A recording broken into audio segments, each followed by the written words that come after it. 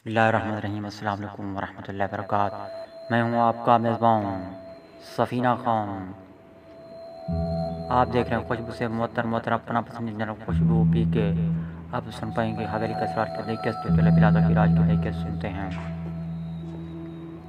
ٹھیک ہے، مجھے کوئی اعتراض نہیں، خزانہ کہاں ہے، آئیے میں تہہ خانے کا راستہ دکھاؤں۔ یہ کہہ کر وہ عاطف جان کی طرف بڑھا اور راہ ہٹانے لگا۔ یہی وہ وقت تھا جب خنجر اس کی کمر میں پیوست ہو گیا۔ شیخ منیر بکھلا اٹھے، انہوں نے دروازے سے باہر نکل کر دیکھا لیکن کوئی نظر نہ آیا۔ واپس آئے تو لالہ رام کا جسم تڑپ رہا تھا۔ ان کا بیٹا اور بیوی دہشت زدہ انداز میں لاش کو دیکھ رہے تھے۔ انہوں نے بے خیالی میں خنجر کھینچ لیا۔ فوراً لالہ رام ساکت ہو گیا۔ یہ گھبرا گئے، زیادہ گھبراہٹ اسی وجہ سے ہوئی کہ خنجر کو چھو چکے تھے اور قاتل کا کہیں پتہ نہیں تھا، لہٰذا انہوں نے لاش کو تہہ خانے میں دفن کرنے کی ٹھان لی اور پھر ٹرکوں میں سامان لاد کر یہاں آ گئے۔ یہاں تک کہ کار انسپکٹر جمشید خاموش ہو گئے۔ آپ ان کے ملازم کا ذکر بھول گئے شاید؟ نہیں، میں بھولا نہیں، انہوں نے کہا۔ آپ کو سب باتوں کا پتہ کس طرح لگا؟ محمود نے کہا۔ دوسرے جی ابا جان کے ابھی بہت سی باتیں ذہن میں صاف نہیں ہوئیں۔ فرزانہ بے چین ہو کر بولی۔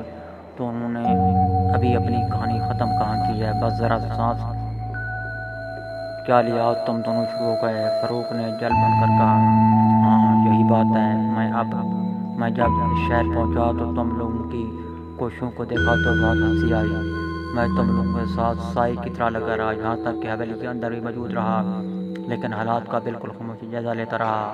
پھر وہاں کے میونسپل کمیٹی کے ریکارڈ کے روم سے پرانا ریکارڈ بھی نکلوایا اور اس طرح یہ بات معلوم کی کہ لالہ رام کا ایک بھائی اور تھا، اس کا نام بالا رام تھا۔ اب چونکہ ملنے والی لاش لالا کی ہے اور عرفان نامی سے شکل ملتی جلتی ہے، تو یہ بات صاف ہو جاتی ہے کہ عرفان نامی نہیں بالا رام ہے، یعنی مقتول کا بھائی۔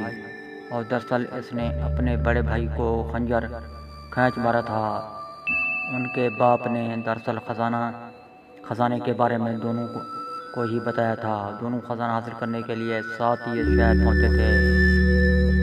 سامعین معظم، آج آپ نے نئی قسمت سنائی، کل پھر حاضر ہوں گا اور نئی قسمت کے ساتھ۔ تب تک مجھے اجازت۔ اللہ حافظ۔ پاکستان زندہ باد۔